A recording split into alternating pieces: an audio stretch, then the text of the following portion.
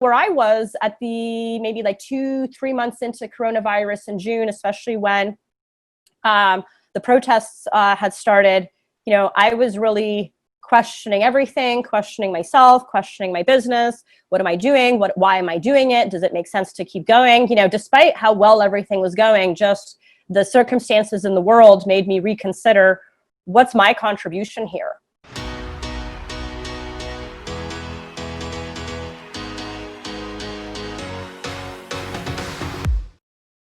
Through the choice. And I know I'm just putting like a magnifying glass on this because it's in these moments of choice that I think are so good to share on this show, because so many people find themselves not having the more business, more life lifestyle, and they're not aware or seeing where you put the information together to make the choice is helpful. So thank you for exploring this with me, and being willing to know. And even when you had the cush job, so it just shows to your personality that you're like, okay, this isn't for me, and you're willing to take that choice, and it's served you so well because now look where you are, right? So you're in accounting and you're doing it the way you want to do it, and it's so fun too. Like even for me, I'm like, okay, I'm doing the podcast with Vitalia. What am I gonna wear? I even I don't know if I said this earlier in the call, or if it was before we recorded this, but I was looking to find animal onesie, and the one that I wanted couldn't get here in time. None of them actually could get here in time, is what I found out.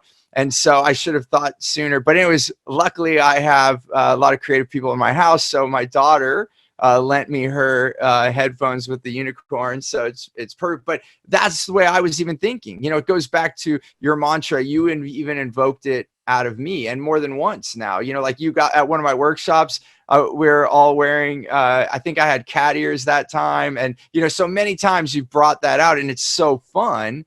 And even I had a little extra energy for this podcast because like we're doing this extra thing, and just it seems so simple, right? Or like just this small thing that you're putting on these headphones and they have the unicorn, so I've got the horn and my unicorn ears, but you know what it is? It's bigger than just that, like the feeling that goes into it, and that, we get to play. Like, I think that is a choice as well. We think when we get to adulthood that, oh, now this is work. This isn't play any longer. It's work. It's serious. You better get serious. And that's also where you and I align, because one of my core values is fun. And fun and enjoying and having joy is an indicator that I'm on the right track. And going back to your point right now, like even when you were in the cush job, it could have been like so many people might have chose to stay there. You were not having your joy factor, which then made an indicator that you felt you were not on the right track.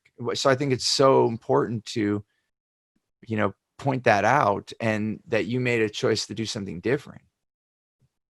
Yes. And on the topic of fun, in those hard moments where I was kind of feeling at the end of my rope, I was not having fun at those times. And those times still come and go, and with the coronavirus, it can be very tough to have fun, especially because there's a lot of things also going on with fires and, social unrest. There's so many things to be sad about. And so, at the beginning of the coronavirus, I found myself very anxious and very worried, and definitely, sadness comes and goes. But Steve, one thing you told me, because I got, I can sometimes get myself into these little pickles. I was getting into a little pickle, and you said, Natalia, you need to have some fun. And it's funny to hear that reminder because I'm so good at having fun. Right. And sometimes I even need to be reminded. And so you told me to have fun, and I'm like, yes, that's what I'm going to do. And then I thought, oh, how's fun really going to help me? But I guess it's always helped me in the past. I'll give it a try once again. And I made a vision board with the word fun on it, and I put it up, and then I did a whole bunch of fun things, and suddenly I felt a lot better. Because, where I was at the maybe like 2-3 months into coronavirus in June, especially when the protests had started, I was really questioning everything, questioning myself, questioning my business. What am I doing? Why am I doing it? Does it make sense to keep going? Despite how well everything was going, just the circumstances in the world made me reconsider what's my contribution here, you know, and having fun took just a little pressure off, enough so that I wasn't just sitting in this debilitating anxiety, and I was able to strategize once again. So what I actually ended up doing, because I was like, okay, I really need to do something, I went through all my coaching notes from the last 6 years, and I revisited the mission of my business and the values of my business and all the different iterations. And I rewrote my mission and I rewrote my values, and I found one word that changed everything. I know that sounds so small and weird, but it was the word systemic. I took my mission, you know, and a part of that is, you know, I work with organizations that are making the world a better place, is something that I often say, you know, and well, now when I'm thinking about that positive change and that better place, it's really in the context of systemic, sustainable, positive change. So not just positive change, and not even just sustainable, but the systemic piece is the part that makes it permanent, you know? And so I'm not after Band-Aid solutions. I want, you know, real, sustainable, systemic changes in the very fabric of how we do business, how we lead our lives, how we interact with people, because we know that something's broken, you know? And so discovering that word systemic and incorporating it into my business reinvigorated my own inspiration. And then when that happened, it reinvigorated others' inspiration. And so oddly, and I still don't fully understand this because, you know, as I said, coronavirus hit, 50% of my revenue kind of disappeared. And I did maintain my employee, which was super awesome. So I was able to keep my employee involved or engaged. And then suddenly with this new adjustment to my vision and mission, new clients started to roll in so effortlessly.